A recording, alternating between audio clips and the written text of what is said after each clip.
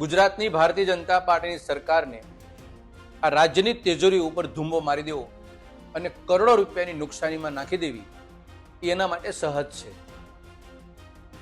4 જુલાઈ 2026ના રોજ મોરબી જિલ્લાના રફાળેશ્વર ખાતે ગુજરાત રાજ્ય વેરહાઉસિંગ કોર્પોરેશનના ગોડાઉનમાં જે રાજ્ય સરકારે જે ટેકાના ભાવે મગફળી જે નાફેડ મારફત ખરીદાવી, એ મગફળીનો જથ્થો 1,59,000 ગુણી, એક ગુણીનો ભાવ 1700 પ્રમાણે ગણો તો 28 કરોડ રૂપિયાની મગફળી સળગીને રાખ થઈ ગઈ. સળગાવવામાં આવી કે સળગી ગઈ, આ બે પ્રશ્નોના જવાબ ભારતીય જનતા પાર્ટીની સરકાર 4 દિવસમાં હજી આપી શકી નથી. મગફળી સળગવાનો અને સળગાવી દેવાનો આ બીજો અધ્યાય 2026માં શરૂ થયો. પહેલો અધ્યાય 2018માં એક વર્ષની અંદર 4 વાર મગફળી સળગી અને એક વખત ઢેફા નીકળ્યા અને એક વખત બારદાન સળગ્યું. આ ભ્રષ્ટ ભાજપાના તંત્રની આ કાબેલિયત છે. એને મગફળી સળગાવીને કરોડો રૂપિયાનો ધુંબો રાજ્ય સરકારની તિજોરી મારી. માલેતુજારને કોને ફાયદો કરાવે છે અને આની પાછળ કોણ સૂત્રધાર છે, એ ભાજપાની સરકાર 8 વર્ષમાં દઈ શકી નથી કે આપી શકી નથી. યાદ અપાવું, પાર્ટ 1માં 2 જાન્યુઆરી 2018ની અંદર ગાંધીધામ ખાતે 10 કરોડની મગફળી સળગી ગઈ. ગોંડલ ખાતે 30મી જાન્યુઆરી 2018ના રોજ 36 કરોડ રૂપિયાની મગફળી સળગી ગઈ. જામનગર ખાતે 19 એપ્રિલ 2018ના રોજ 65 લાખ રૂપિયાની મગફળી સળગી ગઈ.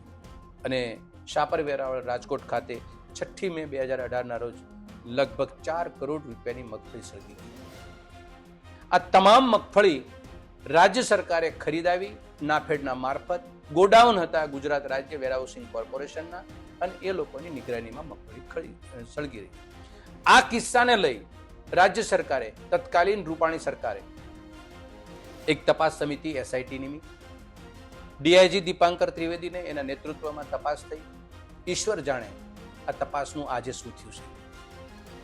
હું ભારતીય જનતા પાર્ટીને, ગુજરાતની જનતાને આ વાત એટલા માટે ઠોસપૂર્વક મૂકી રહ્યો છું, કારણ કે જો એક કિસ્સામાંથી જો કોઈ ભ્રષ્ટ લોકો બોધપાઠ જો સરકાર આપી શકી હોત તો પુનરાવર્તિત ગુનો એક સરખી સ્ટાઇલથી મગફળી સળગવાનો કિસ્સો ન બન્યો હોત.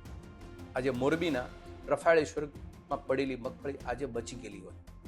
જો એ દિવસે સંકેતો આપ્યા હોત અને કડકાઈથી કામ લીધું હોત ને કોઈ જવાબદાર લોકોને જેલ હવાલે મૂક્યા હોત. સરકારી તંત્ર કરે છે શું? મગફળી તમારી 4 વખત સળગે છે છતાંય કોઈ તમને દોષિત ન મળ્યો, કે પછી દોષિત ઘરમાં છે? આનો સવાલ જવાબ પણ રાજ્ય સરકાર જનતાને આપે. આજની પરિસ્થિતિ શું છે?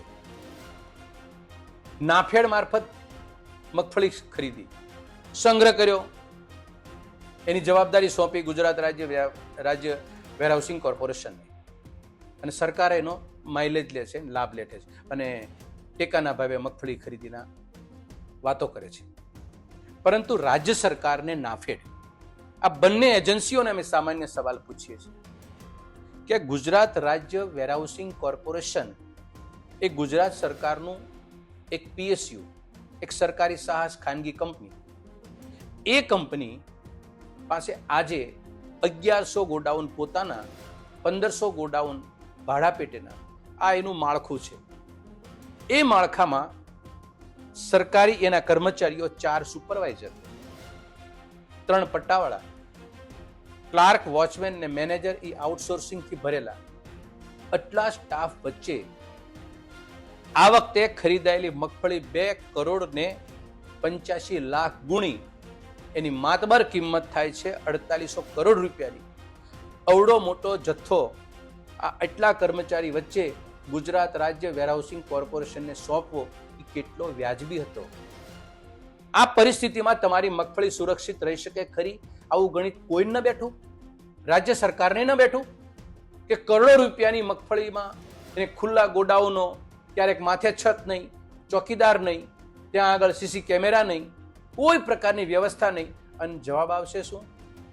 શોર્ટ સર્કિટ થવાથી મગફળી સળગી ગઈ. તમે કલ્પના કરી શકો છો કે કરોડો રૂપિયાની નુકસાની રાજ્ય સરકારની તેજુરીને આ ભાજપાની ડબલ એન્જિનની સરકાર, આ બીજો અધ્યાય શરૂ થઈ ગયો.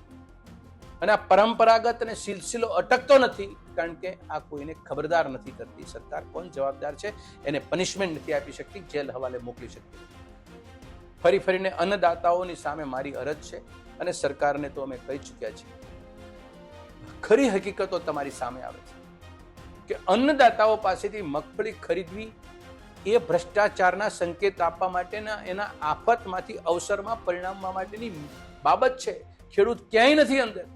મગફળીની જો કિંમત હોત અને મગફળી માટે ભ્રષ્ટાચારની બાબત ના હોત તો મગફળી સુરક્ષિત રહે. મૂળ વાત, ભારતીય જનતા પાર્ટીની ડબલ એન્જિનની સરકાર આ બાબતે ગંભીર બની. ફરીવાર રફાળેશ્વર ગામમાં જે ગોડાઉનમાં જે મગફળી સળગી ગઈ, એવા અનેક ગોડાઉનો એમાં અત્યારે મગફળી પડી છે.